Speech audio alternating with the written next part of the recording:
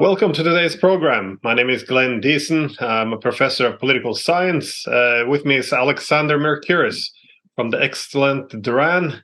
And today we're speaking with Professor Jeffrey Sachs, an economist who advised several countries transitioning to capitalism, including Poland, the Soviet Union, and then Russia. In fact, Jeffrey Sachs was there, if I'm not mistaken, across from the table of Yeltsin when he announced the dissolution of the Soviet Union. Welcome back, Professor Sachs. It's good to see you again. Great to be with you, Glenn, and Alexander. Terrific. Today we want to discuss this economic war between China and the United States. Because a key challenge for the US, well, in my opinion at least, is it committed itself to a hegemonic strategy in which stability and peace is believed to necessitate the endurance of hegemony in perpetuity. So this creates certain problems when other centers of power rise, as there's little scope for accommodating the rise of other countries, at least as equals. So the rise of China is currently, I guess, the most relevant example, as its mere rise undermines the US-led order. So we therefore see this very fierce economic war with the explicit goal of slowing down or even scaling back China's economic development. However, as you have pointed out in an article, this also applies to allies. You wrote this article comparing the US economic war against China with the economic strike, if you will, against Japan in the 1980s. So at that time, as we remember, Japanese were becoming, as you phrased it, too successful and had to be taken down a peg. I was wondering if you could explain or elaborate on your arguments. Thanks a lot. I think the starting point is an ideology which is inconsistent with reality, and that is the idea of being a global hegemon. There really have not been global hegemons in human history, and I don't think there will be, because there will always be multiple power centers and economic centers, and no one country can maintain a dominance at a global scale for very long.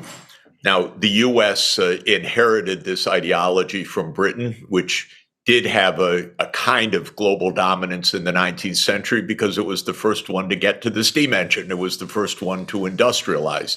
And that did give Britain a tremendous advantage over rivals for the 19th century and the early 20th century. But even then, rivals arose, of course, Germany and the United States, and in Asia, the industrialization of Japan.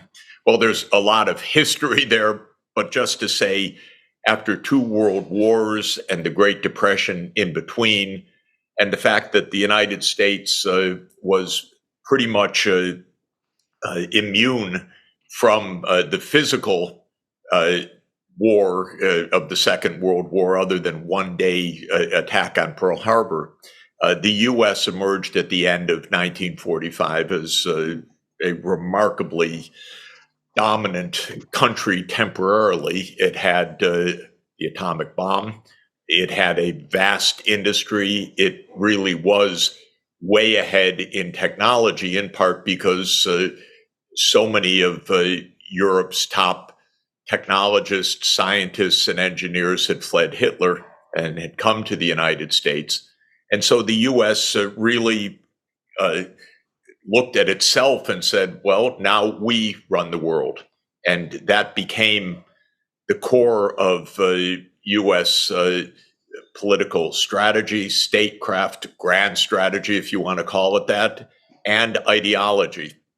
And we know throughout history, whenever a country finds itself in that situation, which happens occasionally, you believe that that's a divine providence. And there was definitely a civic, religious, and even straightforward evangelical religious impulse to this idea that America is the chosen country to run the world.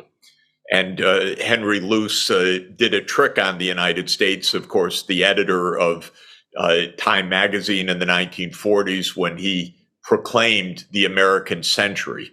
That can also go to your head. And that went to the head of America's leaders. This is our century.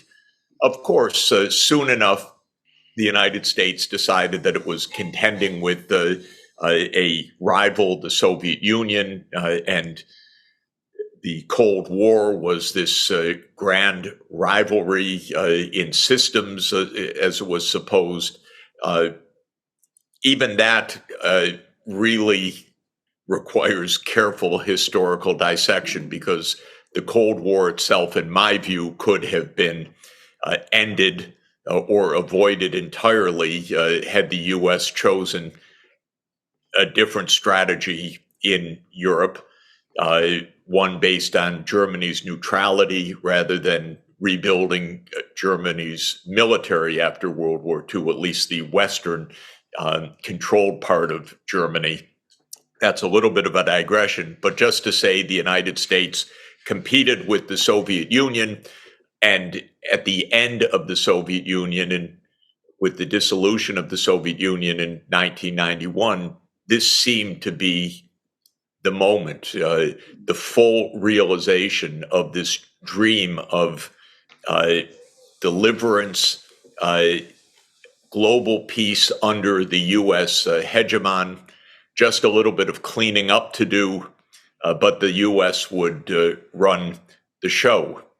And that became, you could say, the state religion. It became the foreign policy firmed up doctrine. We call it the neocons, but it's a part of a continuity of kind of self-glorification of the United States that stretches back earlier. But in 1992, it seemed the United States was without a rival. It just had a cleaning up operation to do. And the cleaning up operation was rather a self-conscious one, which is there are still remnants of Soviet allies around, Saddam Hussein or Hafez al-Assad in Syria, and later his son. And there was still the influence of Russia in its near neighborhood, but that also could be undone. China was hardly on the radar screen. It was still perceived as a nation of rice-growing villages. So the idea that China was going to somehow become an industrial, technological, and military power was not imagined by the Americans in 1992. So what I think we are observing is now the 30-year playing out of a U.S. vision, which was extraordinarily naive, obnoxious in many ways. But the idea was, now we have reached hegemony. We can put our military bases where we want. We can expand our military alliances where we want. We can clean up those remnant Soviet or Russian regimes by overthrowing Bashar al-Assad in Syria, or getting rid of Saddam Hussein in Iraq, or overthrowing Gaddafi in Libya.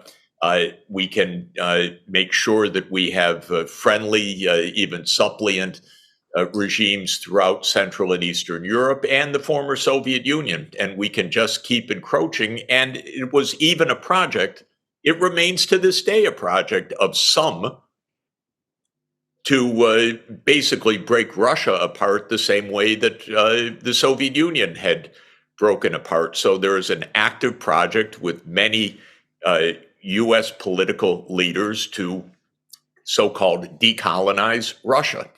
And that is not even a hidden agenda. That's actually an explicit agenda of U.S. government-backed agencies. So this kind of arrogance brings us to today. Now, the final point I would make just as an introduction is the United States is 4.1% of the world population. It's not very much. actually. We're 335 million people in an 8 billion world economy. There is no monopoly of talent, of scientific knowledge, of technological expertise at all. And science and technology has now spread throughout the world. And what made the United States unique in 1945 as undamaged domestically by the war and indeed propelled by World War II to military, industrial, and technological might doesn't apply any longer. So during this period, there has been the spread of knowledge, technology, and remarkably, innovation capacity itself from China, which really was a nation of villages by the time of the founding of the People's Republic of China after a century of disasters for China. Now China's a superpower, clearly. And all of this idea that the United States stands alone astride the world was always arrogant and naive, but now it's just utterly and painfully anachronistic. But they don't get it in Washington. They don't get it in the think tanks funded by the military-industrial complex. They don't get it in the universities where I teach in the East Coast of the United States, where the idea of U.S. hard and soft power still being dominant is the everyday discussion. Or they know something's not right. It's very worrisome, but we've got to take steps to make sure that dominance, sometimes called full spectrum dominance, meaning economic, financial, technological, and military, is maintained. It can't be maintained. One has finally to learn to live together with others. And this is the great lesson of socialization that 4- and 5-year-olds go through, and that the United States government's going to have to go through. But it's a very painful process. It's like really saying to the child, play together nicely with Johnny. Don't insult Johnny at each time. Go make up to him. Share the sandbox. And this is really the stage that we're at. Sometimes I do find it almost like watching 5-year-olds. And my wife tells me, don't insult 5-year-olds. They're better than this. But this is almost what it's like right now. And the U.S. has not quite woken up to this. And the Ukraine war is really a watershed in this way, because it is, even though the United States has repeatedly been defeated in Vietnam, in the debacles in Iraq, in Afghanistan, in the complete mess created in Syria and Libya. I mean, none of this has worked. But it's never been because of this very strong opponent that says no, and Russia's saying no right now, and the rest of the world is saying, yeah, back off, because we don't want a U.S. hegemonic world. We want a multipolar world. And so this really is a different kind of wake-up call, in my view. Professor Sachs, just a few things, and I'm going to go over to Glenn, but just two quick observations. I just wanted to mention, because I obviously live in Britain, and about the United States inheriting ideas from the Britain in the 19th century.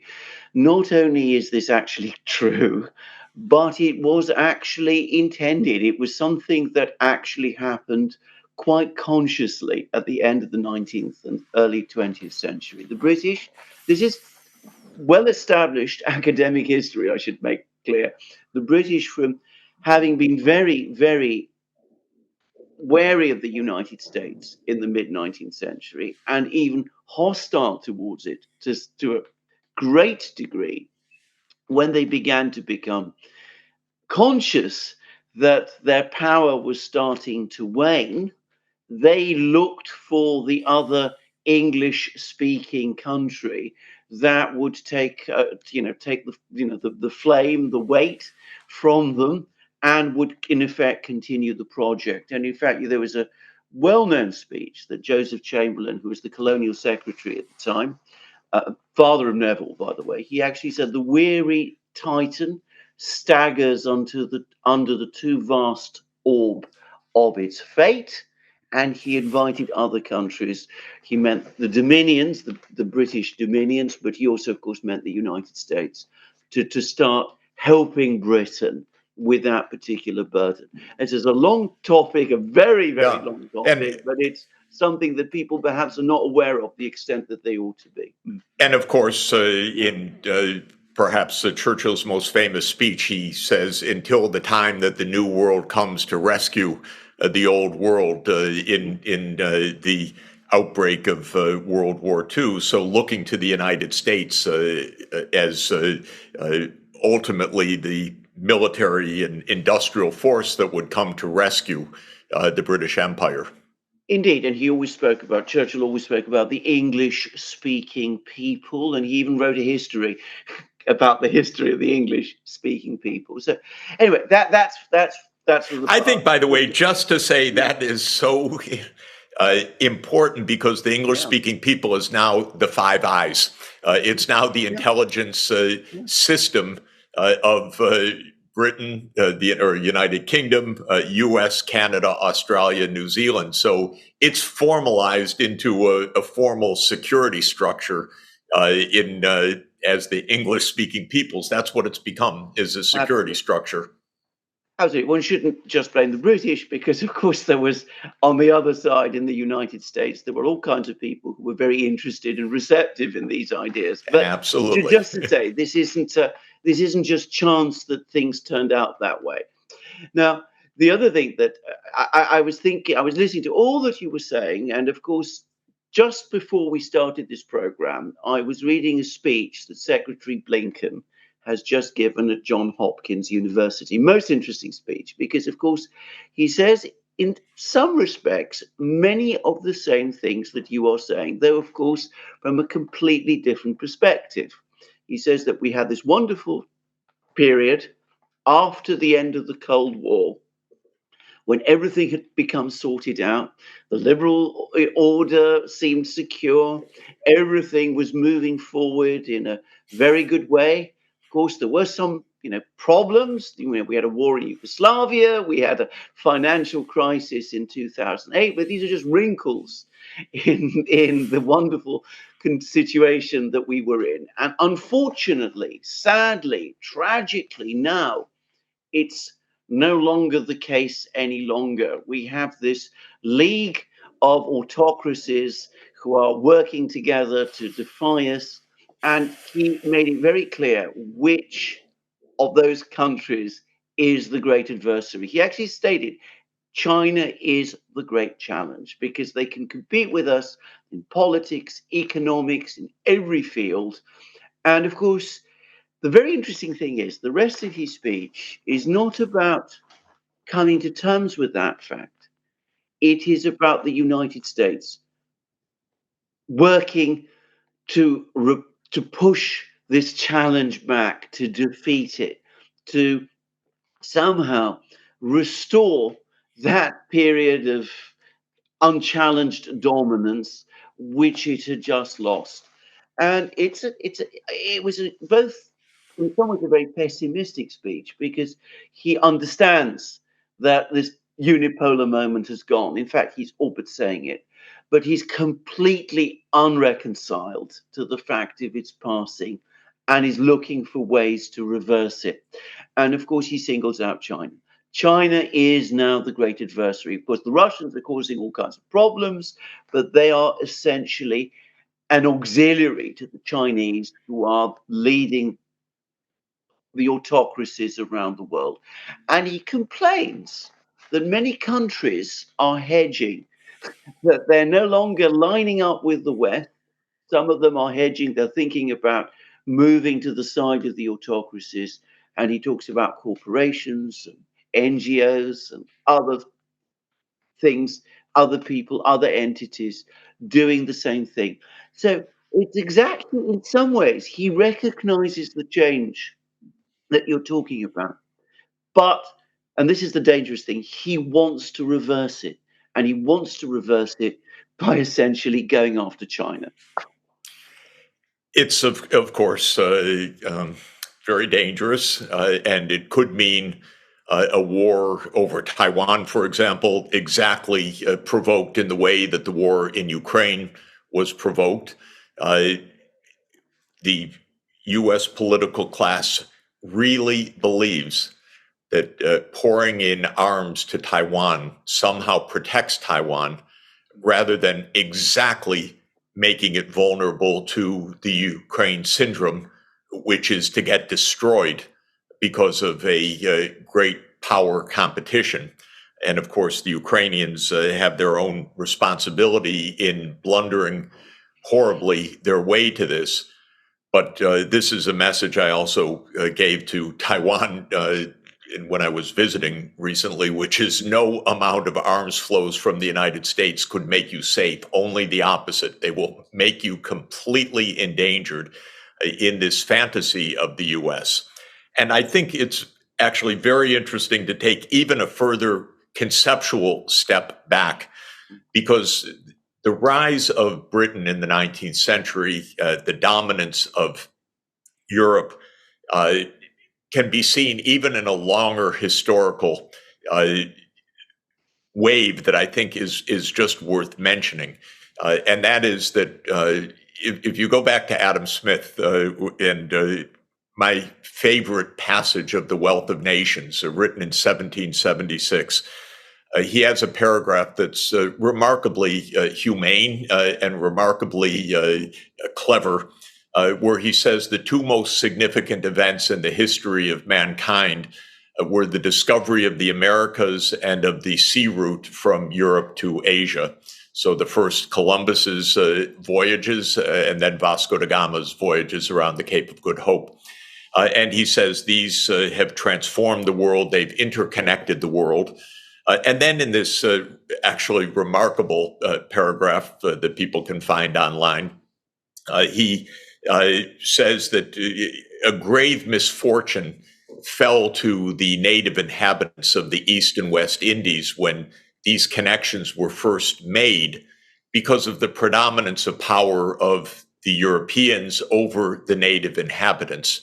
He doesn't actually recognize the Europeans also brought pathogens which wiped out most of the indigenous population of the Americas. But he says someday, and by virtue of trade itself and how it will teach and spread technology, those native inhabitants will rise in power until, by their equality of force, they will be able to create a new justice in the world.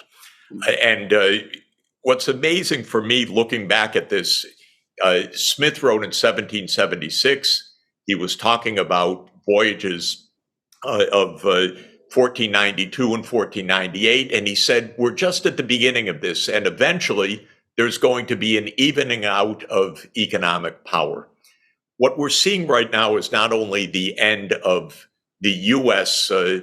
Self-proclaimed hegemony, we're seeing the end of the North Atlantic dominance of the world, which grew slowly after those first voyages with the overseas empires in the 16th and 17th centuries, then picked up speed, especially with the early industrialization and the industrialization of the military in Britain in the 19th century, then the United States in the 20th century. That now has spread to the world. So what Adam Smith forecast 250 years ago, which is that there will become an equality of force around the world. This is what we're seeing right now. We're seeing actually a world moving from a European-led world or a North Atlantic-led world to a true multipolarity. And that is not understood by Blinken or understood by these neocons or understood by the very shallow political class in Washington. I think it is pretty much understood, actually, in Delhi. It's understood in Beijing. It's understood in Moscow. It's understood in Brasilia. And it's increasingly understood now in Addis Ababa, home to the African Union. Though Africa was the most victimized continent on the planet and the one that is farthest behind, Africa's also now seeing a rise of technological capacity, a unity that's coming consciously by recognizing we're the same size as India and China, and we need to start following that model of development as well as China and India have forged. And so this multipolar world is really what's taking shape. And every day we hear about the global South and so forth, an expression I really don't like, but I don't have a better one yet. To say the non-Western world is really what's the closest description, or the non-North Atlantic world. But that's the world that's taking shape right now. But it's dangerous because in history, every major shift of power such as this has been occasioned by war, often massive and pervasive war. None, of course, by definition, has ever occurred during the nuclear age, and with a lot of not very clever people at the helm, and it's an extraordinarily dangerous period. Actually, I don't think that there's any denying that. I guess one could almost excuse the the powerful ideology, though, because as you pointed out, the whole interconnectivity of the world, effectively the shaping of a common world order, it all happened under the last 500 years of Western dominance. And I also remember the end of the Cold War, when you had, in 1989, we had George Bush making the argument that, we shouldn't dance on the Berlin Wall because, this was a common peace. We negotiated together. There's no victor. There's no loser. It's a common peace. And then 2 years later, the Soviet Union collapses. And within a month, he was giving... And the dance begins. Yeah. 1 month later, he gave the speech, the State of the Union speech in January of 92, where the rhetoric was very different. Now it's... the Cold War didn't end; it was won. The leader of the West is now the leader of the world, and this is kind of, you felt the hubris in the through the cameras almost. And but even though it was still reasons for optimism, I think, over the next, despite all the wars and the idea that the world would be more integrated and stable. But over the past few years, when suddenly what was prophesied by Adam Smith, the power starts to disperse. Which, by the way, George Kennan also said that after World War II, almost exactly like you said, we're 4% of the world population, we've got 50% of the GDP, this is going to last. Anyways, over the past few years, the powers began to disperse. And to summarize the idea or the concern, there's a book by one of the main neocons, Robert Kagan, which probably everyone's related or in family with Victoria Nuland.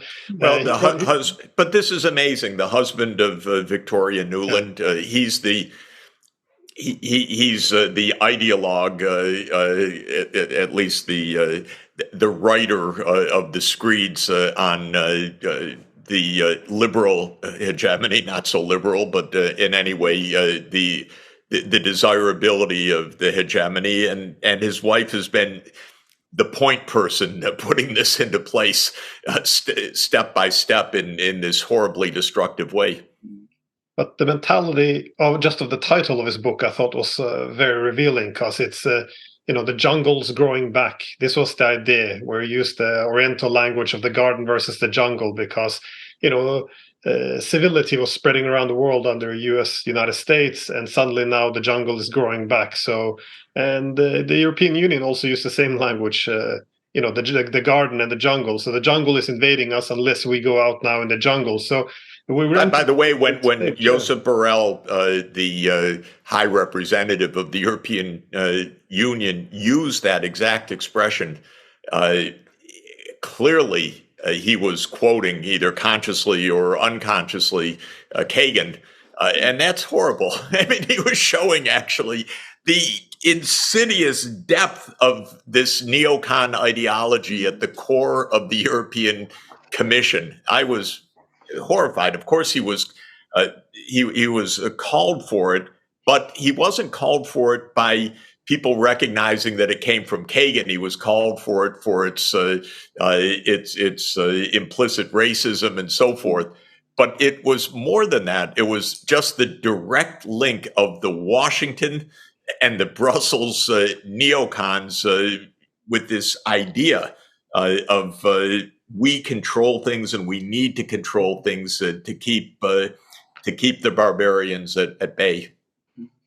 So I wanted to shift more specifically to China because in your article you write about what the US did to Japan in the 80s, and of course this was different because Japan was still is dependent on security from the United States, so it was easier to, I guess, strong arm them to alter their currency, open up their patents of their semiconductors, putting the tariffs against them. But of course, China is a somewhat different animal. It's a huge, the economic, technological power is quite immense, and also is not dependent on the United States for security. So it has greater autonomy. I was wondering, how do you see the possible success of the United States to roll back the development of China? Because there has been efforts.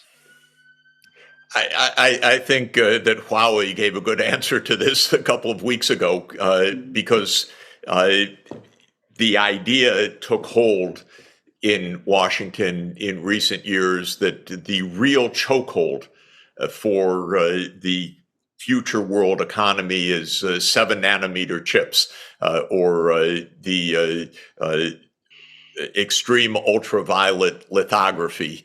And that there would be Western dominance because of a technology that China could never achieve, that it would always be years behind.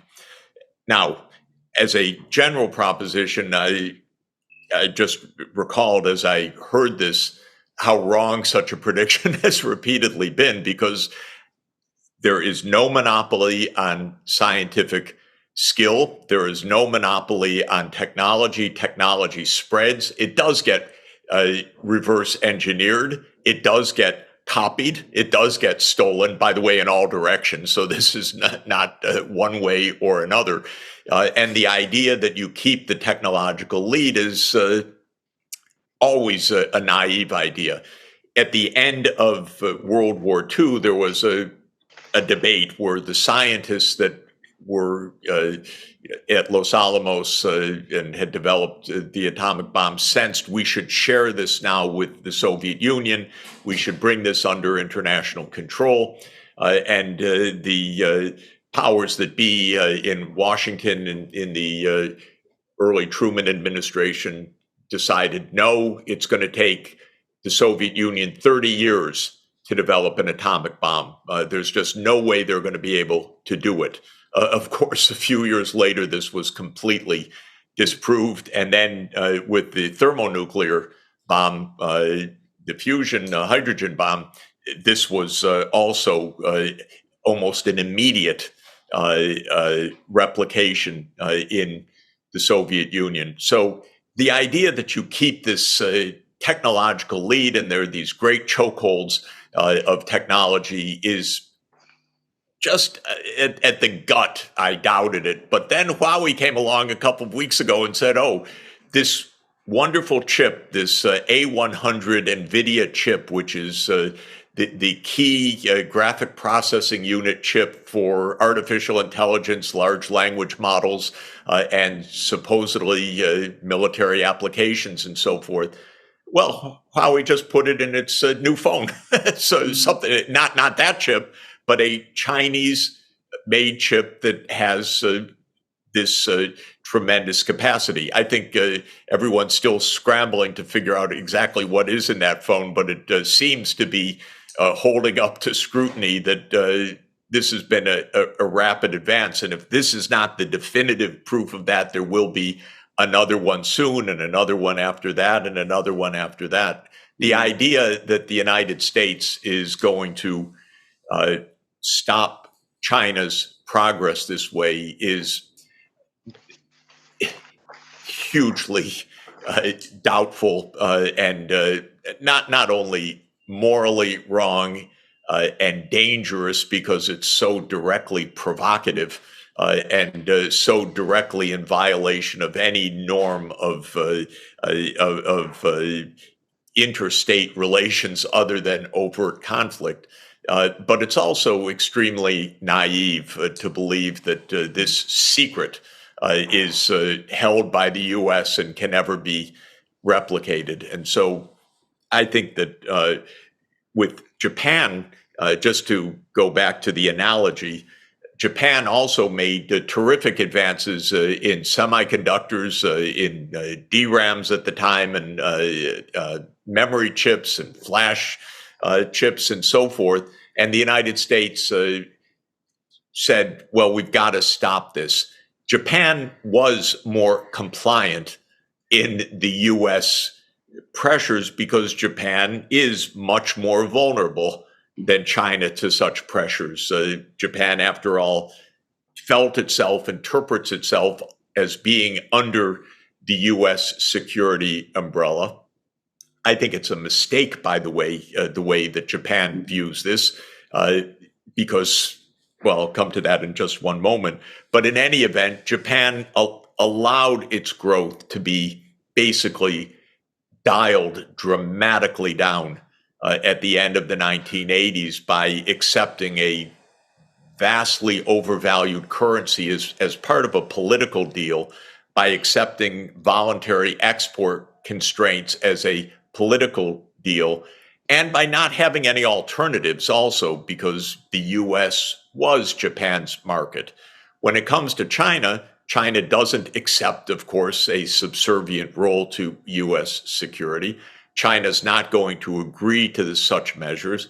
And China's busy forging actively a large part of the world in which the U.S. can't hold sway or can't have a veto. And that's what the BRICS is about. That's what the BRICS enlargement is about. That's what this diplomacy is about. China saying, no, there's a big world. We've got major trading partners in every region of the world. We have our own domestic technologies. We don't accept being shut down by the United States. Many other things could be said about this.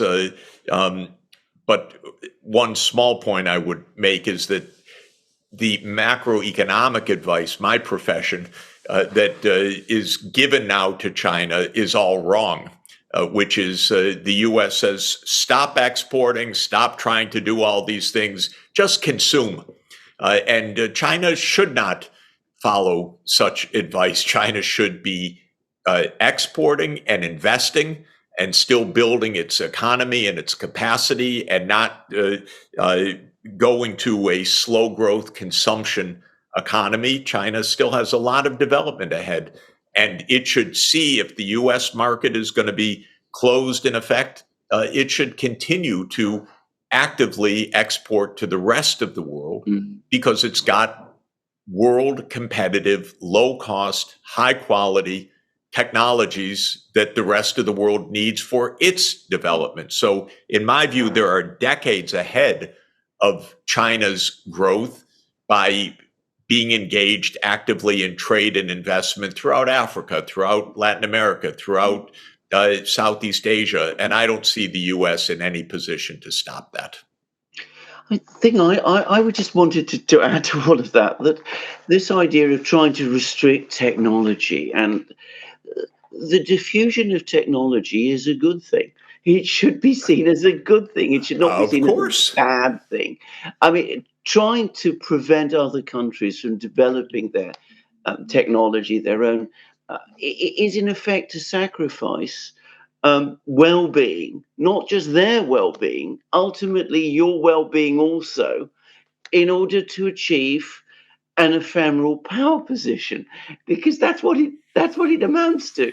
And firstly, it is not going to work for precisely the reason that you said. You cannot now simply prevent people thinking, which is how technology eventually comes. I mean, people, if they have to produce a chip, they will sit down and they will think it through. And people can think in China just as they can think in the United States, and they can think in India, and they can think in every country. You will find people who have the means to do that. And where the thinking exists, eventually the resources will follow. But what you will actually do is you're not going to prevent technology being developed in other places, but you will interfere with trade flows, with the movement of goods and people and supplies and things like that. And you will cause political divisions in the world, which will make yourself, the United States, a less prosperous and happy country than it might have been, but it's also going to have a knock-on effect on everyone else too. And we did a program, yourself and us on the Duran, in which Alex and myself on the Duran, which we talked about the fact that the Chinese economy is slowing, and it is slowing, and it's partly slowing because all of these restrictions are being created. And that isn't helping the United States. It's making situations in the United States itself bad, because the United States benefits from good trade with China and with the rest of the world. This is exactly right. And it is fascinating for me watching kind of the mindset issue. There are two very different mindsets that are in play. And as an economist and the part of Adam Smith that I love, Adam Smith was a believer that an open world would be a prosperous world. And he described for the first time in scientific terms the idea of a global division of labor, of the innovation that results from this, and so forth. Not exactly in modern terms, but rather remarkable insights in the wealth of nations. And the idea is trade is mutually beneficial. That's the mother's milk of economics in this way. That trade is not one wins, the other loses, but trade is mutually beneficial, and an open world is beneficial for the world. Then there's the other mindset, is who's number one and who is subordinate. And this is a lot of statecraft. And our dear friend, and I admire him enormously, John Mearsheimer, very brilliant and very accurate and very careful, views the world as a tragedy of great powers. This is his greatest book, The Tragedy of Great Power Politics. And for him, it's a tragedy because there's a struggle to be number one, and that struggle is inevitable because everybody's fighting for survival. And the fight is because we're in the state of nature at the global level. We're in a war of all against all. So there's anxiety, uncertainty, and struggle. And the question is, who's on top? And as an economist, thinking about people should have a decent life. People should have the material means for their sustenance, for their enjoyments, and so forth. This idea of this endless struggle for who's number one seems so mind-boggling. And I always say to John, who's a close friend, and again, we're all students of John Mearsheimer, John, we got to get beyond the tragedy part. We can't accept the world as a tragedy. We have to understand, with all this knowledge and technology, we could actually have a peaceful and prosperous world. Well, maybe this is the old philosophical debates of the last 2,000 years. Is man fallen or not? Is there a way to overcome the worst instincts? But the mindset is that trade is beneficial. We are not being hurt by China. We are actually being benefited by having a prosperous and dynamic and innovative China. And I firmly believe that to be the case. But this, if your issue is not your prosperity and your well-being, but your issue is being number one, then you do take a different point of view. And to my mind, it's a incredibly defeating, dangerous, self-defeating point of view to be obsessed with the question of who's number one, when the question should be, how can there be shared prosperity and peace?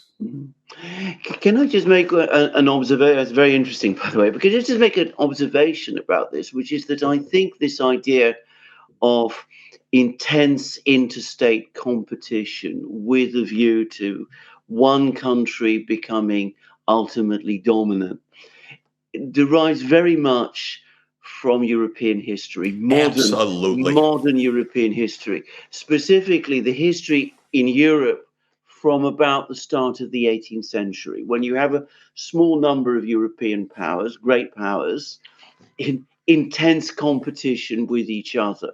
In fact, there was I haven't seen it around for ages, but there was a book that, we always, all of us who were students of history in the 1970s used to read at that time, which is actually, its title was by a man called James Joel, I seem to remember, called The Struggle for Mastery in Europe.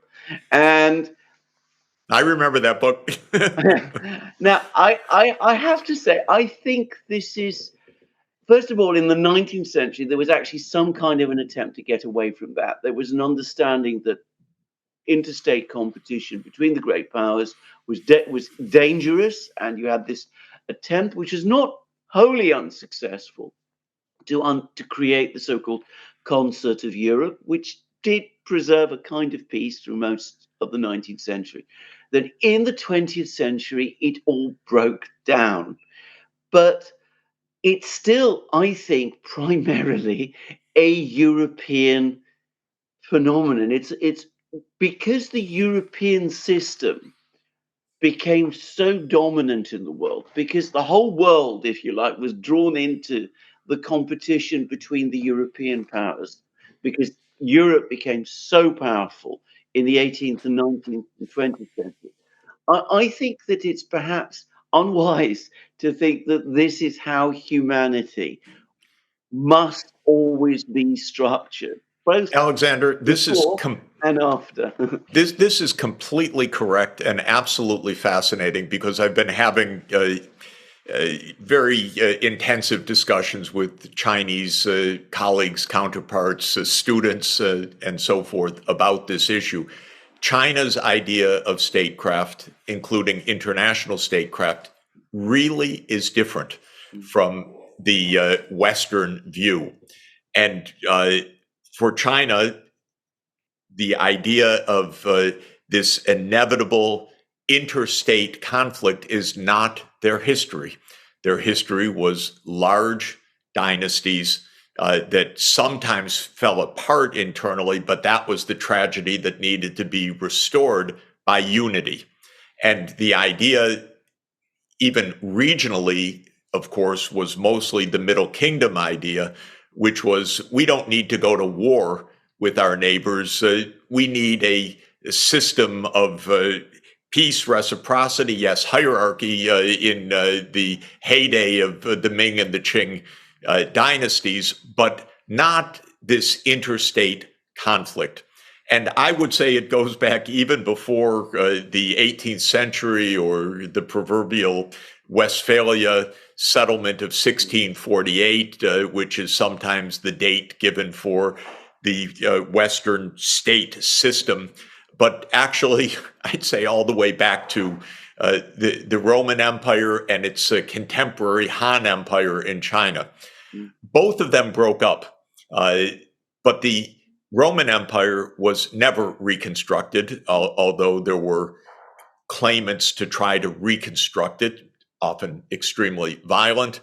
But Europe never established a European hegemon after the fall of the Roman Empire. Of course, Rome also didn't control north of the Danube and east of the Rhine in Germania. But aside from that, there was a hegemon in Europe. And when the Western Roman Empire fell in 476, it was never reconstructed to this day. So interstate rivalry, kingdoms, dukedoms, and all of the complexities of Europe and competing empires was the state of affairs. And after the 30 Years' War and the emergence of international law and Grotius and others, the idea that there would inevitably be interstate rivalries and conflict was taken as normal. In Asia, in China in particular, this vast civilization, the Han Empire broke up. There were centuries, in fact, of internal struggle among kingdoms and so forth. But then came long-lasting, unified dynasties, the Song, the Tang dynasty, the Song dynasty, the Yuan dynasty under the Mongols, the Ming and the Qing dynasties, and by and large, summarizing 1,500 years of history in 2 sentences, there was large aggregates, relatively centralized states that did not see interstate conflict as the definition of reality. And until today, I believe this is China's foreign policy outlook. What are you all fighting about all the time? China has never, to my knowledge, and I stand to be corrected, launched an overseas war. The only 2 cases I know of are at the end of the 13th century when the Mongols were temporarily ruling China. They tried to invade Japan twice. But the Ming dynasty and the Qing dynasty for 700 years never tried to invade Japan, never once. Can you imagine China and Japan in a European context? That we would have said 500 years of nonstop wars as occurred between Britain and France, for example. Endless war. But there wasn't endless war in East Asia the same way. There was not endless war in East Asia the same way.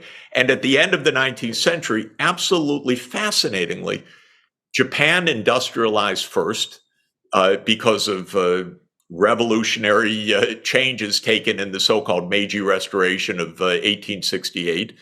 It became the early Asian industrializing power in the 1870s, 1880s, and 1890s. And it was trying to tutor China into becoming an industrial nation. China was much more complicated and lagging at the time and under tremendous internal and external threat and pressure. And then Japan attacks China in the Sino-Japanese War of 1894-95. And the Chinese are aghast. What are you doing? We're trying to struggle against the Westerners. Why are you attacking us? We're Asian. And the answer the Japanese give, again, paraphrasing, is, sorry, we're now one of them because we've industrialized. So now if you're industrial, you need empire. So sorry, we apologize to you. You taught us a lot of culture. You gave us our alphabet. You gave us and so forth. But we're part of the Western club right now. And the Chinese are profoundly culturally taken aback and shocked and disappointed by this, that Japan has become a Western imperialist country. And of course, this drama goes on because Japan invades in the 1930s and horrific bloodshed and the horrors of the Pacific War and the Second World War. But China's idea of statecraft is not go make colonies around the world, go spread your empire across the oceans. It never was that for 2,000 years. of course, we in the West say, oh, no, they want to take over the whole world. With what evidence? With no evidence, with no discussion, with no understanding, with no appreciation of Chinese history. None of it. That is, I think, the big problem. And that's a little bit where, with John Mearsheimer, I'm trying to have this understanding and discussion, because I'm saying that the tragedy of great power politics is it's a Western concept. It may be a Western reality, self-created, but it doesn't have to be our global reality. We don't have to succumb to tragedy. It's interesting because China, I guess, what makes me optimistic is its support for multipolarity. Because sometimes I think about Friedrich List, because he was very enthusiastic about American industrial policy under the American system, simply because excessive dependence on Britain meant it wouldn't have its political autonomy. But again, he was a bit dismayed when he predicted that the US would not just develop economically for autonomy from British, but that it would become the future hegemony in the future. So this was his concern. But it is interesting that China does not really resist or sabotage other efforts by other countries to have their own technological autonomy, their own digital ecosystems. I see, for example, the relationship with China and Russia. Russia is a bit apprehensive about succumbing to a foreign hegemon. So but in any partnership, they are able to always get 51% in joint ventures, so they will have some autonomy, simply to have that dispersal of power. Again, that was the Friedrich List's argument as well, which was ideally peace can be had when you had this dispersal of power, that one hegemon isn't able to create exclusive dependence or excessive dependence to the extent that they can run like an empire. So I guess that is an interesting difference with China, that they haven't, at least to date, not pushed for empire. They consistently called for economic multipolarity, and even their civilizational initiative suggests that you will have a diversity of civilization, not structured by hierarchy. So it is, I think, it's worth exploring if China is different than the Europeans. We need to explore it, and we need not to succumb to the inevitability of conflict. And again, with our dear friend John Mearsheimer, whom we all admire, I said to John, the way we're treating China, we're going to make an enemy out of them. Absolutely. And he said, yes. And I said, John, why do we have to make an enemy? He said, that's the tragedy, that we will make an enemy out of them. So he's predictive. I'm trying to be normative, that this is not only not wise, but also, in my view, not inevitable. We should be able to learn something. And since in China, it's not deeply ingrained, the inevitability of tragedy of interstate politics, we ought to use that as a cultural advantage for the world, that maybe there is a way to have peaceful multipolarity. I mean, in a way, we're talking about a scale problem. The scale problem in Western Europe, we hope, was solved after World War II, after 1,000 years of nonstop interstate conflict. Maybe it would be better if we don't have conflict and we share a common fate. We don't know if this will last, but it's a good idea. Could that same idea apply at the global scale? My argument is yes. It's only really 2 centuries that we've even thought about the concert of nations at a global scale. Even the word international was invented by Jeremy Bentham only 225 years ago as a word, international. Weird. But the whole idea of global cooperation is therefore, aside from the prophets and the visionaries, it's really only 2 centuries old. And in practical terms, it's 1 century. The failed League of Nations attempt, the United Nations after World War II, very fragile, and obviously at a very fragile moment now. But it's a young idea whose time has come. because for all the reasons why we somehow mostly got over fighting within our neighborhoods, not everywhere, not all the time, and even got over fighting with neighbors in a European Union and so forth. This is what has to apply at the global scale, and it is a difficult making. And the irony is we need global cooperation, but the world has really been forged in the image of European nation states with the power. And so the power rests with nation states, an odd word from a philosophical point of view, but state level in a global system. And the question is whether these states can actually understand that a global comity of nations that is operating under some common standards, not regime change operations, not pushing your military alliance, not announcing the world is divided between us and them, which is all the U.S. imperial approach, whether the world could understand that true multipolarity is within reach and in everybody's common interest.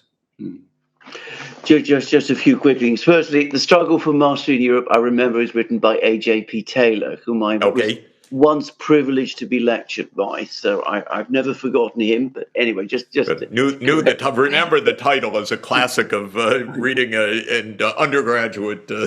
I know. Anyway, just to say, I mean, the other thing I would say about my own feeling, why I am actually, in general, optimistic, is firstly, I don't think that this movement towards multipolarity and at the same time economic equalization around the world can be changed. I mean, what Smith was talking about, all the way back in the 18th century, that, eventually we will get to a position where there's a just division.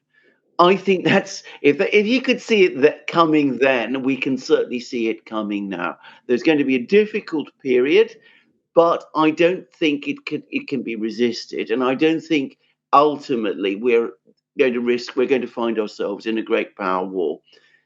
The other thing is, if we're talking about the great powers, the problems between them are not so profound that they cannot be managed. I mean, China, India, they're not going to fight over, they're not going to get a war over a few hills in the Himalayas. I mean, it's not going to happen. The Russians and the Chinese, they sorted out their problems. Things that people were saying were going to explode into war, they didn't. They sorted out their problems and everything settled down and was fine. We have major problems in Europe, but we brought about those problems, as even Professor Mearsheimer understands. I mean, it was Western policies that ultimately led to the crisis that we have in Europe. And different policies, if they're ever applied, they can sort those problems out. And, we're not going to have conflicts between Russia and Brazil, or the United States doesn't need to have a conflict with Brazil. The conditions are there for a future concert of powers. There are always going to be conflicts and issues. I mean, history doesn't stop, but it doesn't need to evolve into a great power war. It's different from what it was like in Europe in the 19th century, when the great powers were also concentrated and interconnected with each other, that it required much more difficulty. It was much more difficult to maintain the balance and to maintain a kind of stability. And even then, for long periods of time in the 19th century, it worked. Today, it ought to be so much easier. That's what my last observation. I want to say amen. I really hope you're right. The only caution I would have is that wars can occur for no real reason at all. And this is the incredible, weird reality of the world. That's why it's taken more than a century to try to sort out remind me, why exactly did World War I occur? It wasn't a moment of crisis in the world. In 1914, it wasn't a moment of destitution. It was a time of great progress, technological gain, scientific knowledge. Of course, we can do the tick-tock in the old sense of the timing, the chronology of why the war occurred. Why did Kaiser Wilhelm II really want a navy to compete with Britain's? Bismarck told him, not a good idea. The Kaiser said, what'll happen if the British arrive with their navy to our shores? And Bismarck famously said, I will have them arrested. We don't need a big navy. But so stupid things are done by stupid people.